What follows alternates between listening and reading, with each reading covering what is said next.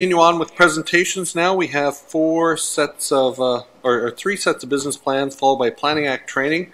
What we're going to try to do is see how far we can get within the next hour, so 5:45 or so. And if things work out, we'll be finished this package. Otherwise, we will be back at it after the Committee of the Whole meeting tonight. So let that be your guide on short questions, short answers. First up, business plan process overview. Keshra Patel. Welcome, Ms. Patel. Good afternoon, Mayor Jaworski and members of council. My presentation today will not be very contentious, but it might be still worthy of a standing round of applause. We generally hope for that for budget. We try not to empty the council chamber, but, finance has its own set of limitations. So today we start our presentation to council on the business plan and the budget discussions. My presentation today will cover the process that will follow over the next few weeks, leading to the budget approval by council. The budget before council is the 2019 operating, the 2019 capital, and the 2020 to 2028 forecast, and it is based on the 2015 to 2018 strategic plan. I will not be going through the strategic plan, but I'll just highlight a few quick priorities that were the pillars that were there in the strategic plan. So you will see the first one was multimodal transportation, followed by infrastructure renewal, followed by strong community, followed by environmental leadership, followed by corporate excellence, and followed by economic development. We are currently in the process of developing the next strategic plan for 2019 to 2023, and the information with respect to past strategic plans as well as the current one are on the website at the link that has been shown here. We do have staff progress reports that have been presented to council. They're there as a reference guide too, also on this same website link there. As we discussed at the December 10th tabling of the budget, the strategic plan is the foundational document with respect to our future strategies as a city and reflecting council priorities. These priorities are incorporated into our planning documents, thereafter into our business plans and work plans, and finally into our budget. In summary, the ramp to the budget process, or the on-ramp to the budget process, is a strategic plan. So we're looking for council's priorities for this council with respect to the 2019 to 2023 the strategic plan that is being developed.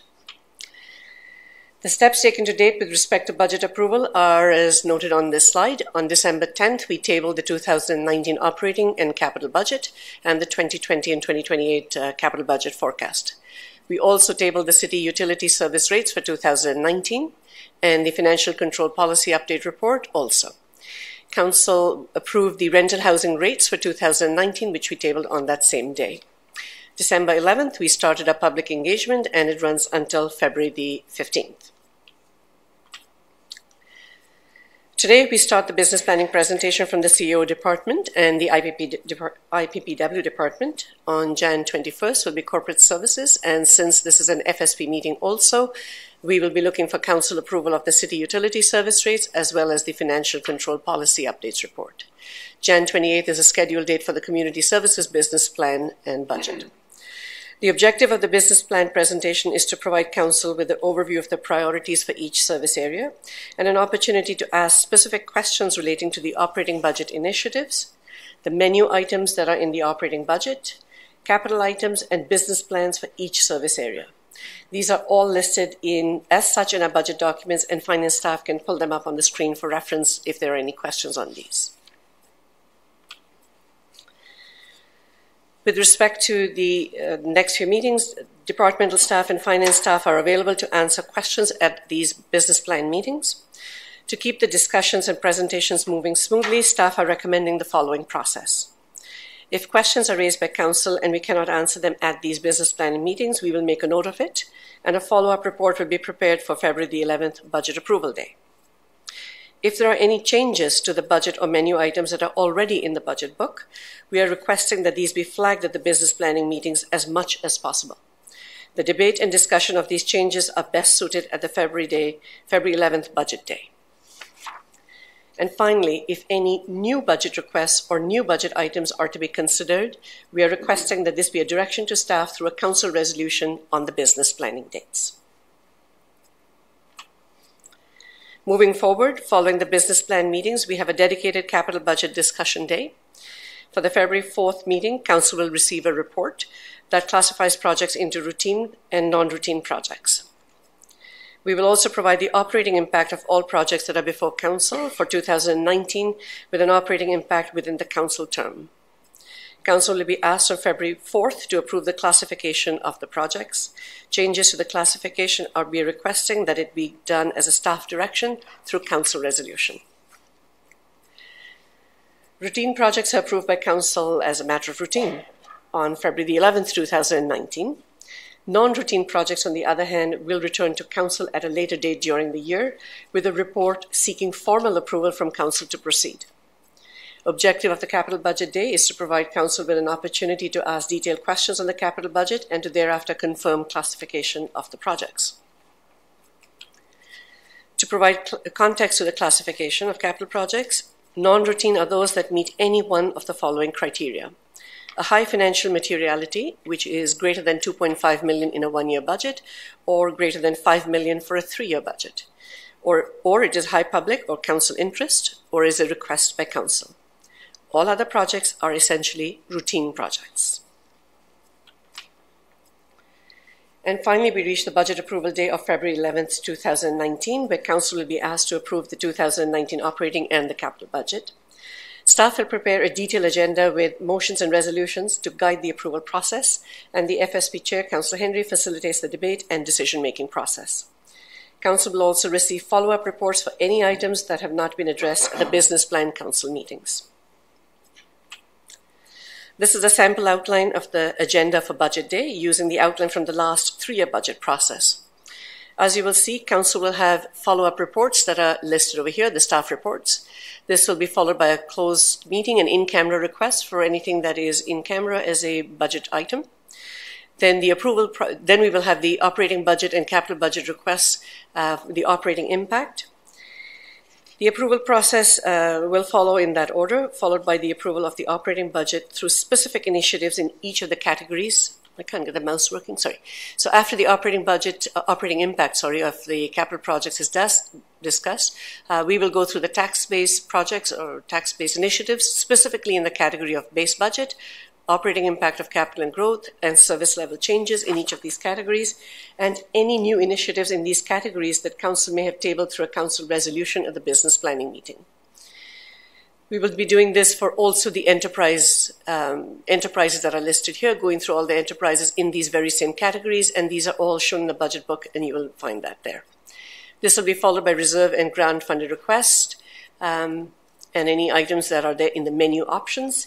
Any new menu options that Council may have tabled through a Council resolution at the business plan meeting will also be considered at this time.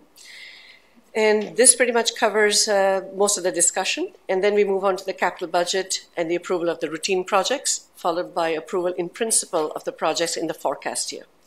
And finally, finance staff will confirm the levy needed to fund the operating and capital budget, incorporating all the decisions that are being made by Council for final approval. It is understandably a complex process with interdependent decisions, and finance staff will prepare the necessary motions and resolutions to guide the process as efficiently as possible for Budget Day. A few reminders as we start the detailed budget and business plan presentations. The 1.9% tax increase includes a 0.3% for service level increase, and we have split the 1.9% across the different service areas. You will see that most of it is for frontline operations, whether it relates to parks and recreation, transportation development services, public library, fire, municipal enforcement, facility design and management. Another 0.79%, the first bar you will see, is for contribution to the reserves, the capital reserves. This is essentially to fund the capital program that is in front of Council. We need that regular contribution to the reserves so that we are able to fund that capital program on an ongoing basis. This is a quick summary of what we tabled on December 10th. As we are discussing our business plans with Council, there will be some changes to the numbers, and we will bring revised numbers back to Council on February the 11th. And so, as you will see, what we have as the property tax impact was a $24 increase per household for property tax, utilities at $27.39, for a total of $52 per annum, which works out to just over $4 per month. And with that, I end my presentation. If you have any questions with respect to the process, I'd be happy to answer. Thank you very much, Ms. Patel. Questions for CFO? Councillor Henry. Thank you. This isn't a question, but this is, Olga and I have exchanged on this and the business plans are up today. So I have an abundance of caution. I'd just like to flag that I do have a potential pecuniary interest arising from items B36 and reference 635 in the capital program related to my spouse's place of employment. I'll sign some things later, but should any member of council wish to discuss those kinds of items when they come up, as those business plans are in front of us today, please say so before you start talking so I can leave the room. Thank you. Duly noted. Seeing no questions, thank you very much. Thank you. Next up, 4B, business plan presentation from our Chief Administrative Officer, Tim Anderson.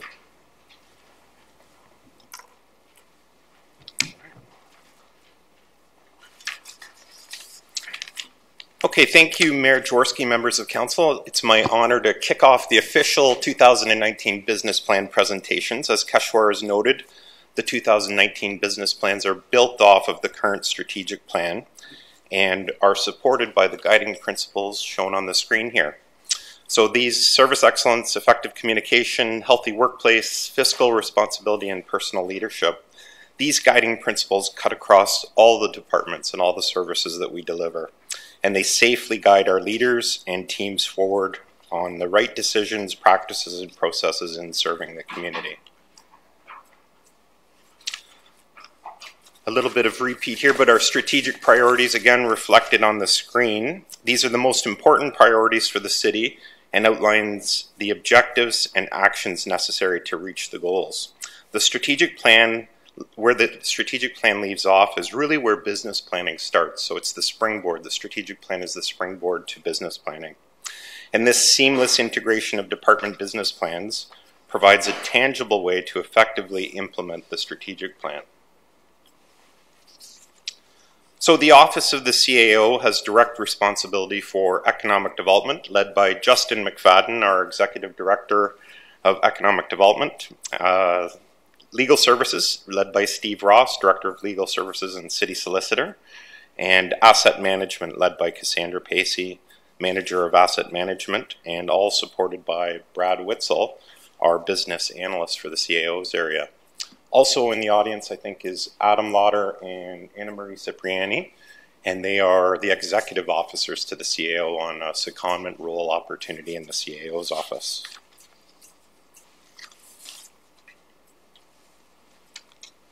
So the services delivered through our divisions in the CAO office area include business attraction and retention services, marketing and promotion of the City of Waterloo, legal support services to all the city operations across the city, and overall stewardship of the city's asset management plan.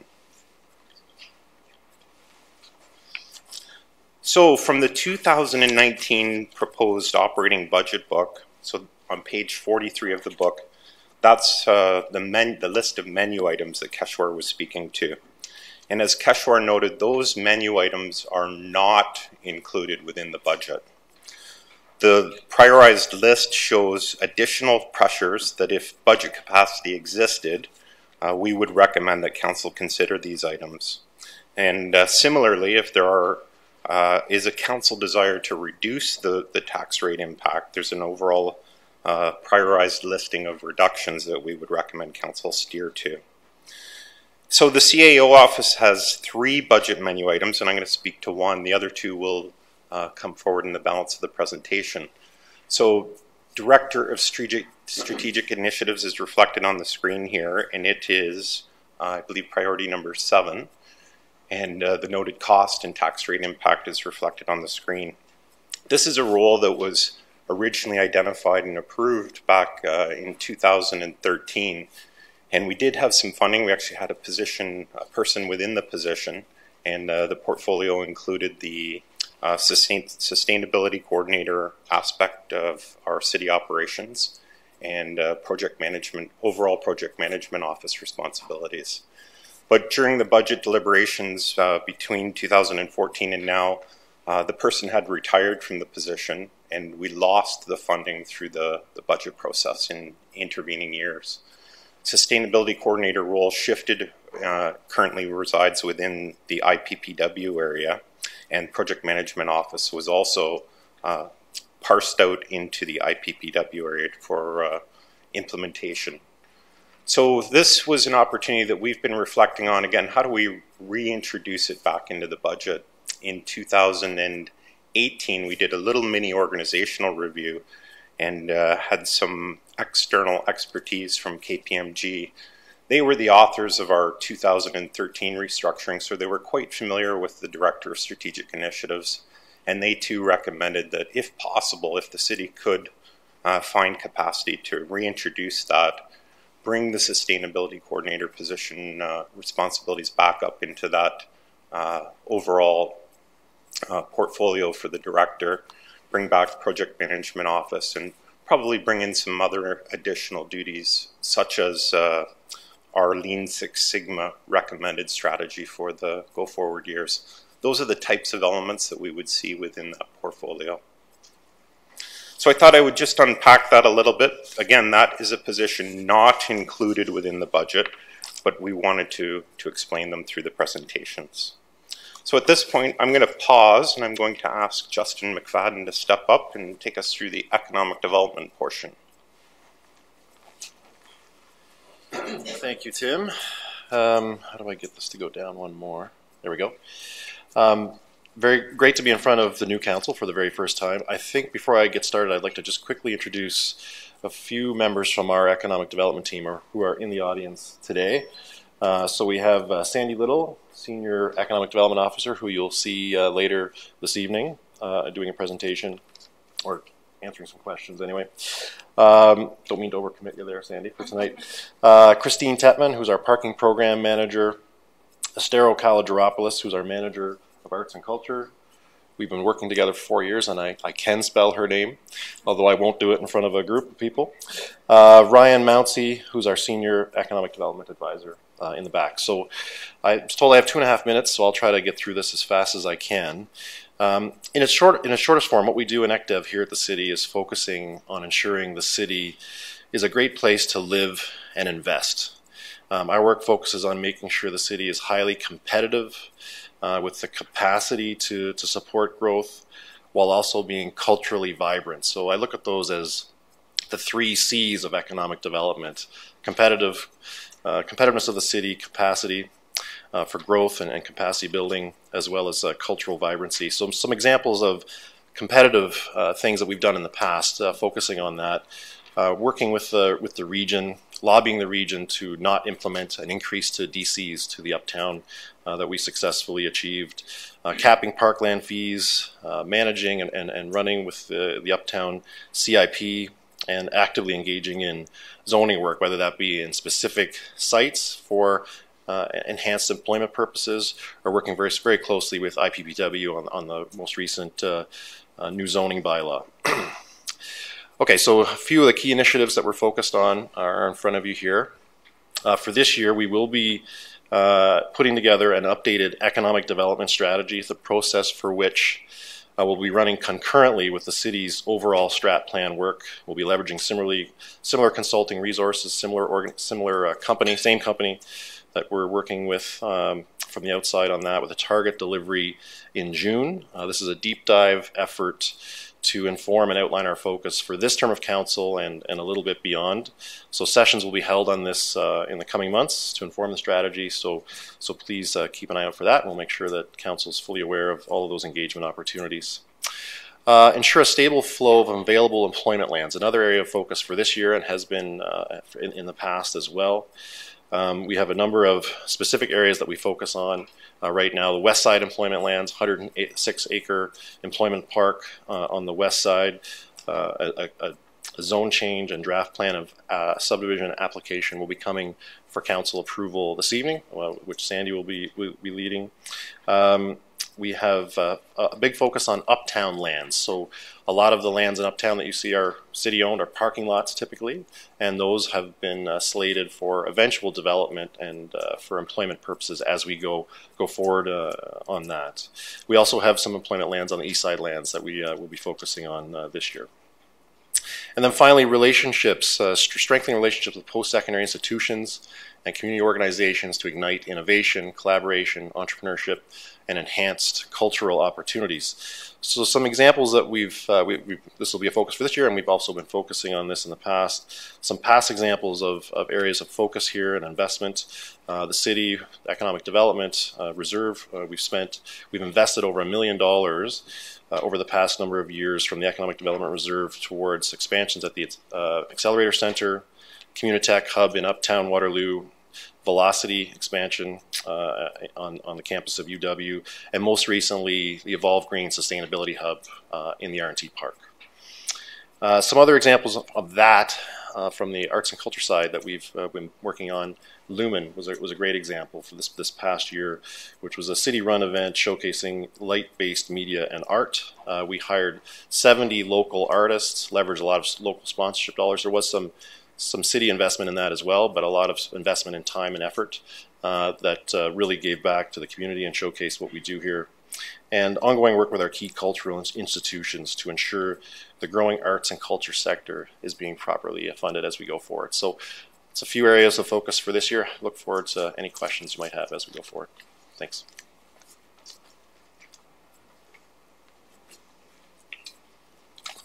Thank you, Justin. I'm Steve Ross, city solicitor, and in a couple weeks, I think on the 28th, you're going to hear from fire services, and they're going to say there's two main things fire does, and that's fire prevention and fire suppression. And I think that's how you should look at legal services as well. Council will generally know when we're suppressing fires, but most of the day-to-day work is fire prevention and trying to address problems before they become problems. We provide legal advice, review and representation, planning document creation, and agreement creation and review, all real estate transactions and registrations on title, and outside legal counsel management and prosecutions.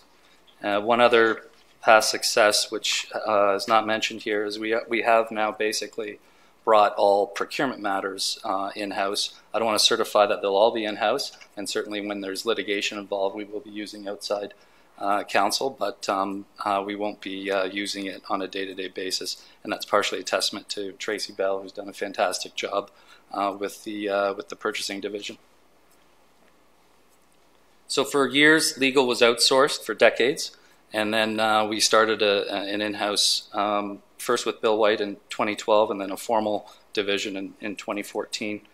For the reasons that I started off my presentation with, there's a intangibility to having in-house legal advice here inside the four walls of this building, and it is a very cost-effective way to provide legal services. And my business plan today is the same as it was 4 years ago, which is to do as much of the city's legal services in-house as possible with the existing resources, keeping in mind that as a city of 100,000, 120,000 people, we can't afford to have every expertise in-house. So legal services, you'll hear other municipalities have giant divisions. We want to stay nimble so we can procure outside legal when it is needed in the fields that we require.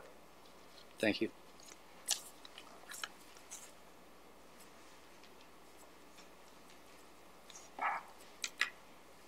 Thank you, Mayor Jaworski and Council. I'm here today to talk about asset management. While the city has been doing asset management for 30 plus years, the asset management team is relatively new in the fact that we've only been approved by Council since 2016. In this team, we're responsible for updating and maintaining the city's asset management analytical system. We are also responsible for developing the city's asset management plans and reporting on the city's progress in their asset management plans. So for 2019, we have a couple initiatives, and one is to meet some legislation that was approved in December of 2017. The province of Ontario approved a new regulation for asset management planning for municipalities, and it has several phases that become enacted over the next 6 years. And the first one is the development of a strategic asset management policy, and we're working on that, and we're planning to table that before Council in March of this year. The next component of the regulation is reporting on community and technical levels of service within the city's asset management plan. The regulation outlines metrics for core assets, which include roads, bridges, stormwater, water, and sanitary. And throughout 2019, the asset management team is going to reach out to subject matter experts to develop a process to collect those metrics. In addition, we're going to start the conversation with the development of metrics for the non-core assets, such as parks, fire, IMTS, and facilities. And this last item that we're going to do that also meets the provincial regulation is that we'll be working on an update of our asset management plan and targeting approval for mid-2020. Similar to what Tim said earlier, these are the last two positions on menu items that the CAO's office has. So as I noted earlier, the asset management team was approved in 2016 and includes these two positions. These positions are key for the city as they help to update data, and without them it will be easy for the data to become dated and of limited use to subject matter experts. The data management analyst position is ranked number 3 on the menu list and is responsible for the programming and data modeling aspects of the system.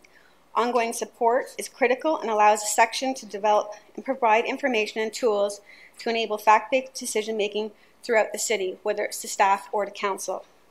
The asset management position is ranked number 9 and is responsible for the financial components through working with subject matter experts to confirm inventory information and working with finance on life cycle costing, which will also help decision-making. Permanent funding of these positions will provide the opportunity for cross-training within the team to ensure sufficient knowledge transfer, bring new ideas to the city, and flexibility to respond to requests while leveraging internal talent to reduce costs. Thank you. And I'll turn it back to Tim. All right, thank you to the team there. So that concludes our business plan presentations, and myself and my colleagues are all available for questions. Thank you very much, Tim. First up is Councillor Freeman. I have some comments. I can wait if there's questions first. Okay, question, Councillor Vasic. Thanks a lot, everyone, for that presentation. On the last slide, I just want to make sure I'm understanding the 0.1% total tax increase that is the proposed 1.9% tax increase. Mayor Jaworski, the 0.1% is what that position would cost in addition and above beyond the 1.9%. These two positions are not included in the recommended budget. Thank you. And just for further clarity, perhaps to Ms. Patel, some municipalities, when they look at these numbers, they actually just look at the amount that will be spent this year. Some flows into next year, but I think this is an all-in number, like an annualized number. Through you, Mayor Jaworski, yes. I do know at the region, you attend the regional meetings, if they were to start a position, let's say on July 1st, they would only include 6 months of that salary in that year, and the next year it would follow through as annualization. We've tried to keep our process very simple. We budget the full year for the position, and so you don't see any ripple effect in the following year. So this is the full annualized salary with benefits in there. Okay, thank you. Further questions for Mr. Anderson? Seeing none, to Councillor Freeman. Thank you, Mayor Jaworski. So, Mr. Anderson, I have some comments on the plan, if that's okay. So my first comment is with regard to budget item B28, which is the payment of no charge parking for the 2-hour free parking from the tax base. So essentially what it is it's a $270,000 transfer that's paid out of the taxes into the parking enterprise unit. And quite simply, I don't support that. And the reason is because I truly believe the broader citizenry believes that there's 2 hours free parking in Uptown Waterloo. And by actually transferring $270,000 off the tax base into the parking enterprise, the broader citizenry is essentially paying for everyone to park in Uptown. And I don't agree with that. I think that people think it's no charge. They think it's net zero. I think that $270,000 should be returned to the operating budget, and that the parking enterprise should figure out how to operate itself with people who actually pay to park their cars in Uptown, and that comes out of parking revenues. So that's the first thing that I would like to see changed. That's a fairly substantive amount. I want to say it's probably about 0.2 or 0.25% of the 1.9. Now, The other comments that I'm going to make is it's time for me to signal my turn where asset management's concerned, and I need to put this out now in light of the fact we're going to be doing a 3-year budget next year.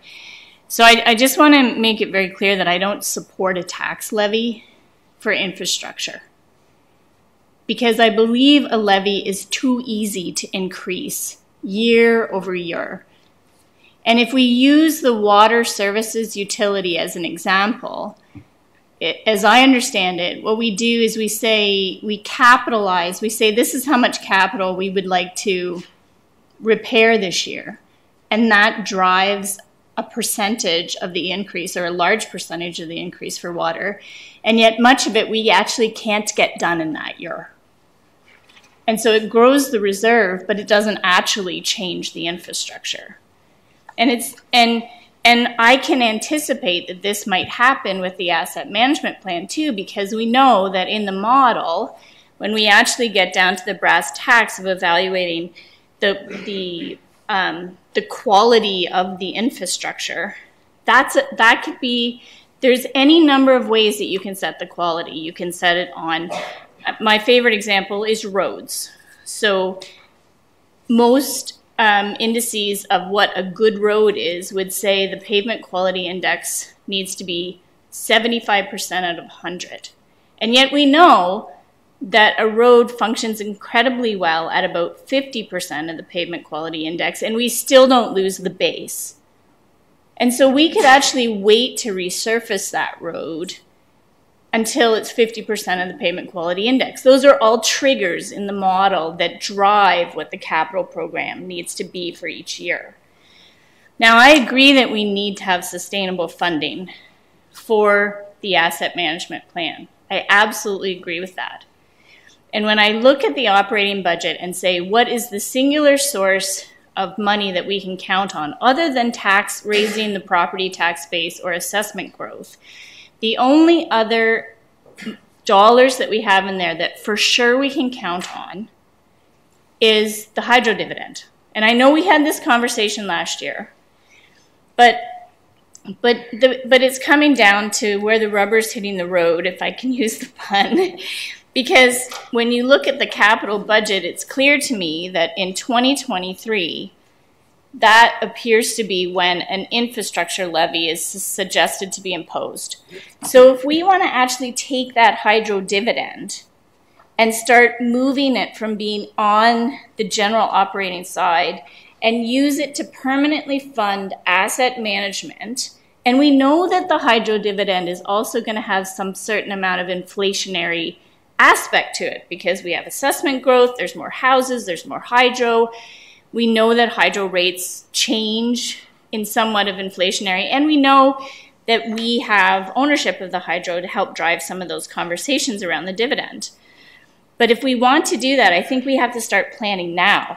And most admittedly, Cassie really kind of planted this whole idea in my head when she looked at the library and how we were going to long-term fund the library by planning to build into the operating budget now to shift this for sure money off to fund the asset management plan later. We need to start now.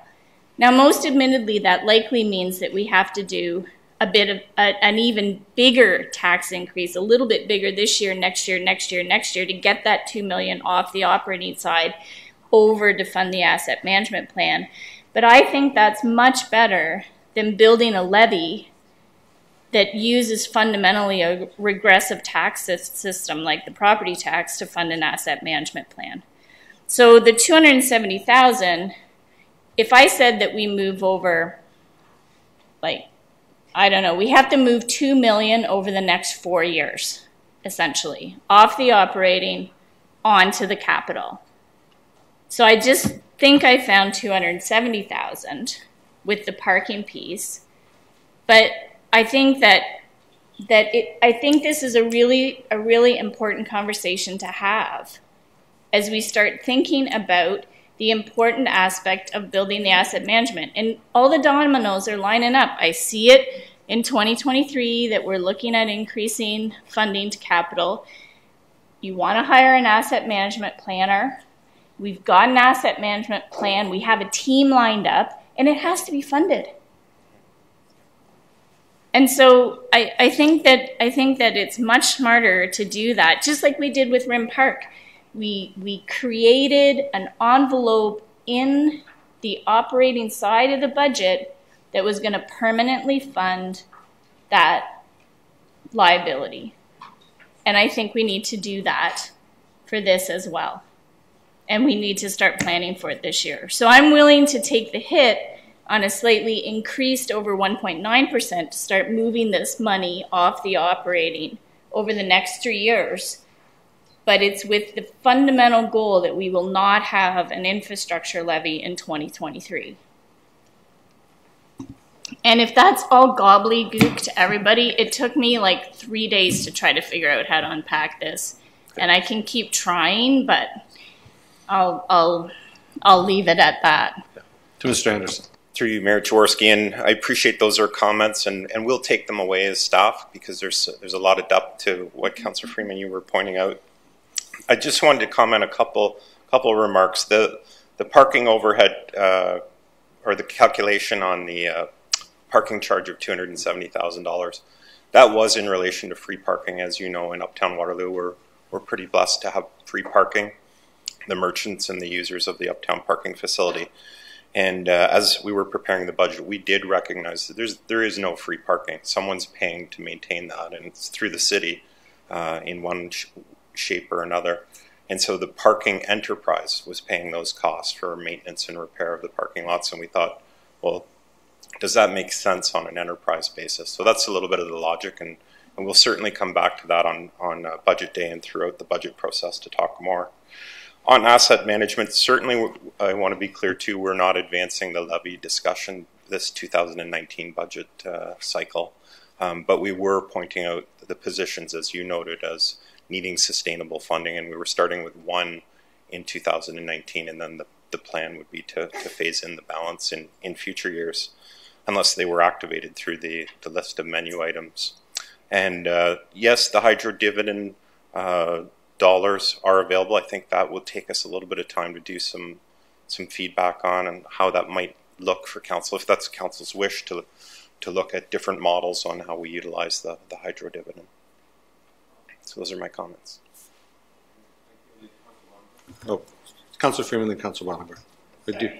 My only question is that if you need direction to look into that, I would like to move that direction, because I think we need to know, as we're planning this year and the next year's, how we can move the operating line item to consider moving that. Without knowing what that looks like, I think it's just operating in absentia of information. Okay, I might. So in terms of the parking you're talking about? No. Saying for moving the hydro dividend, permanently fund the asset management plan. If staff need a motion on that to do to look at that and say what would it look like to start moving it off slowly over the next 4 years, including this year, then since that isn't particular to the CAO's public business plan, maybe next week we have an FSP. Is that correct? And that would be a better topic at the time. I'm going to look to Ms. Patel to see. Well, it's IPPW and CAO, because the asset management resides within the CAO's office, and the capital plan for the capital infrastructure resides within IPPW, which is also coming today. Correct. Ms. Patel.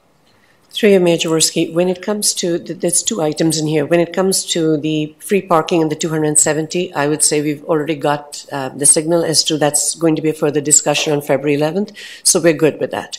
With respect to using the hydro dividend, that is really a new menu item or a new initiative that is being added, and so we would ask for council direction on that.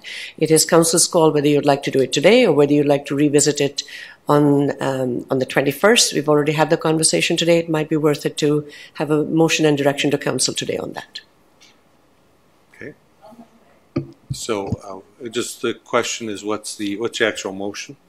Yeah. I'm moving direction for staff to provide council with advice on what the tax increases might look like over the next 4 years, including 2019, to move off the hydro dividend from the operating side of the budget into the capital to permanently fund the asset management plan and the associated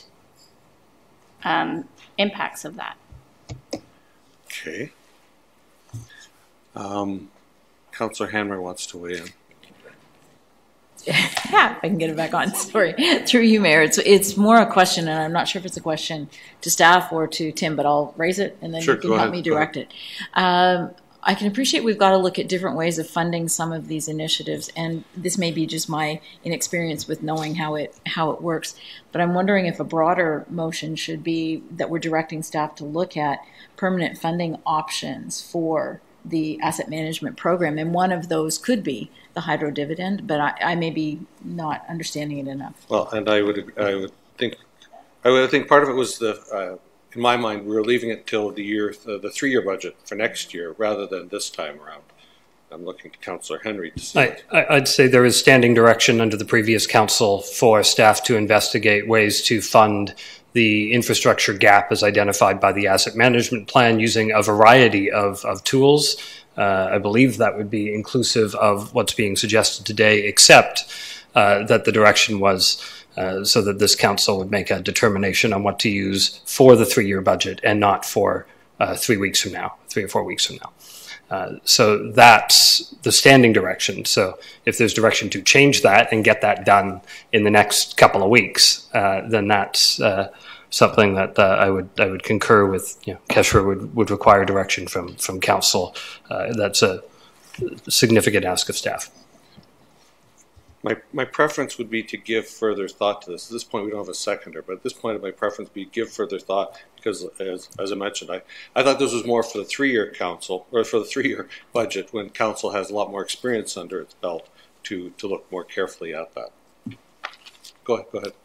It really comes down to the fact that if there is willingness to look at moving the dividend off, I think we need to start this year because I think it needs to be really small changes to move it off and to do it over 4 years instead of to do it over 3.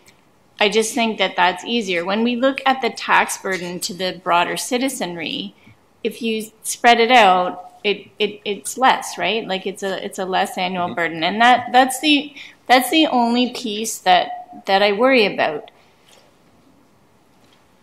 So at this point, right now we don't have a seconder. So, okay, seconded by Councillor Veith. I don't see any. Oh, sorry. And I'm happy, for staff to look at other stuff next year too. But I would like to understand what the impacts could be specific to this aspect this year. And if there's no good information that comes out of it, then we'll look at more next year.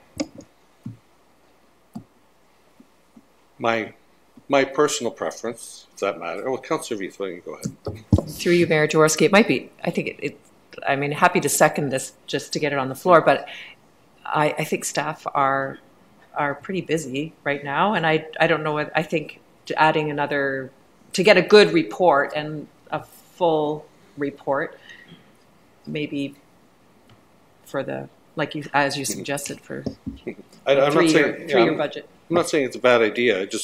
I'm reluctant to vote it down, which I probably will, because I thought we were doing this in year 3, because it just doesn't allow us to get it on the table again if we do vote it down. So I see Ms. Patel has further information. Through you, Mayor Jaworski, just looking at some of our revenue and reports, the total hydro dividend as well as interest is close to, in our budget right now, for the balanced budget as it exists, is close to $3 million. So this is where I come back to the impact would be significant if we were to pull it out of a budget and expect that we would be able to graduate that increase. So if it is going to be for decision in this budget, we would not be able to prepare any kind of detailed analytical report. It should be in the next budget cycle where we're considering that. We could do a very high-level report in terms of indicating what that $3 million impact would be, but that's what it is. And just philosophically speaking, whether we call it a levy or we call it a tax increase, either way, from my perspective, what I'm trying to get across is that there's still going to be an increase on the residents. So whether we call it a levy or we don't, the fact still remains, given that we have a balanced budget, trying to close a gap of 15 to 17 million per year is going to be a significant impact, whether we call it a levy or not. Okay, thank you.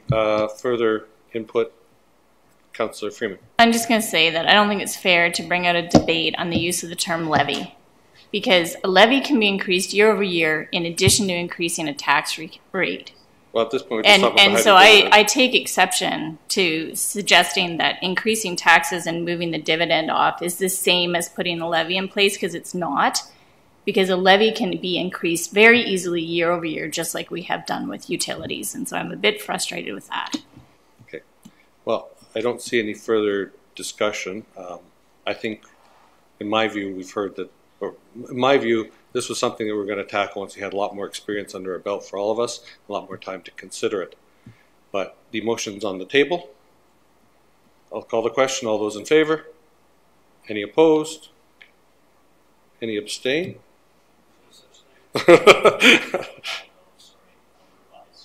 As opposed. Okay. Thank you.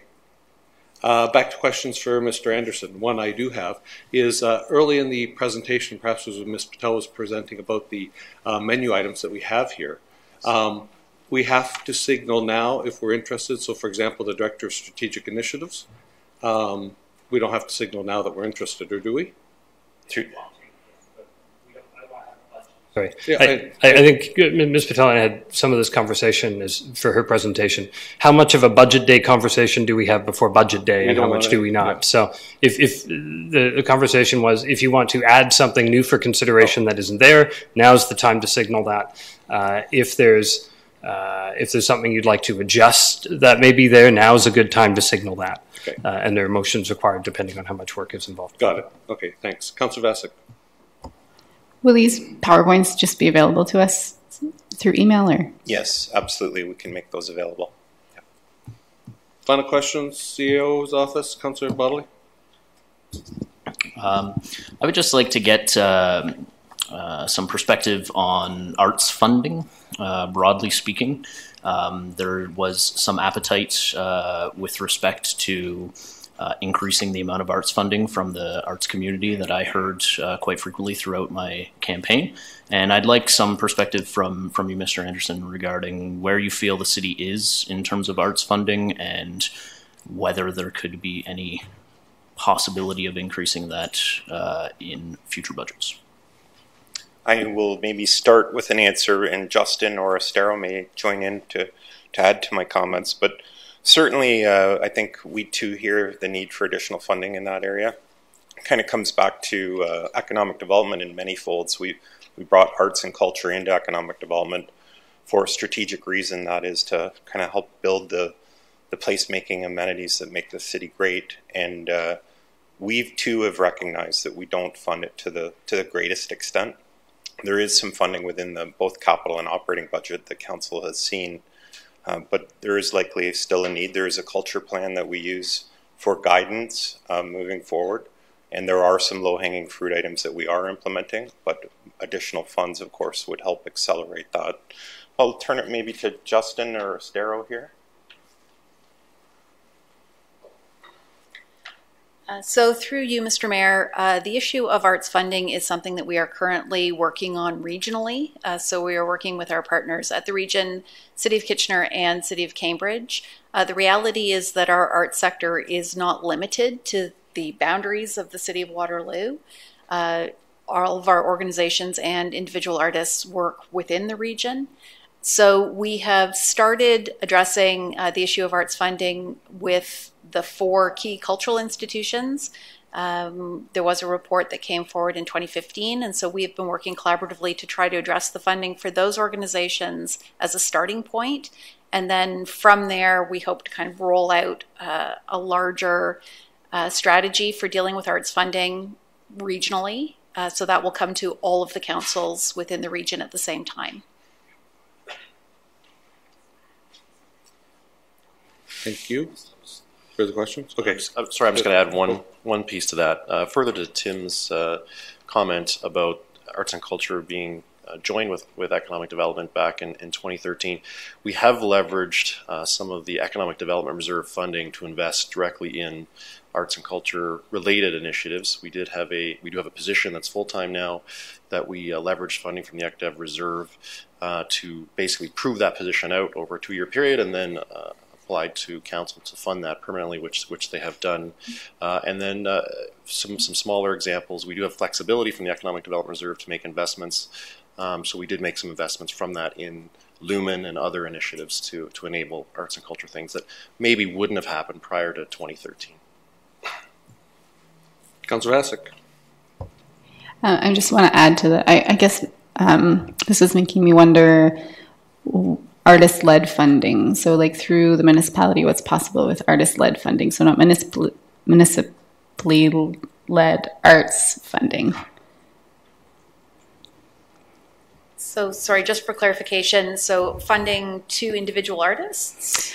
No, I mean, what's possible, and this is probably more of a understanding for me of what's possible for municipalities, but in terms of supporting artist-led initiatives, so municipalities funding things that are artist-led versus municipality, led, but with the support from the municipality. So at the moment, the municipalities support cultural organizations, not individual artists, and individual artists are provided funding through the Waterloo Regional Arts Fund, which the municipalities also provide funding to. So there are mechanisms in place for supporting those initiatives now. There's certainly an opportunity for discussion about whether any of those levels of funding should increase over time. But at the moment, we don't have a recommendation to do that. Okay.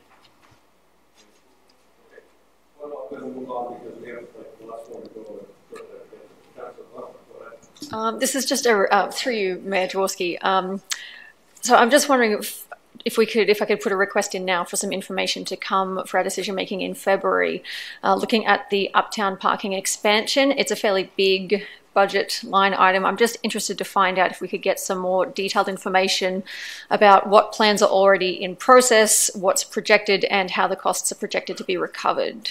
That could assist with a decision making in February, please. Thank you. Through you, Mayor Jaworski, certainly we'll bring some more information, maybe a little bit of a background paper on those expenditures, yes, to give that background. And just as a last note, Mr. McFadden raised in his business plan, among other items, providing a steady flow of employment lands and reference particularly city-owned lands in the Uptown, among other city-owned lands. I'm just signaling that we do have a somewhat outdated Uptown land strategy, and it would be helpful if, as you consider how to release some of those as part of your business plan in 2019, that this council have an opportunity to revisit some of the assumptions in there, which are both decisions and discussions out here and in there to have. I think it's time.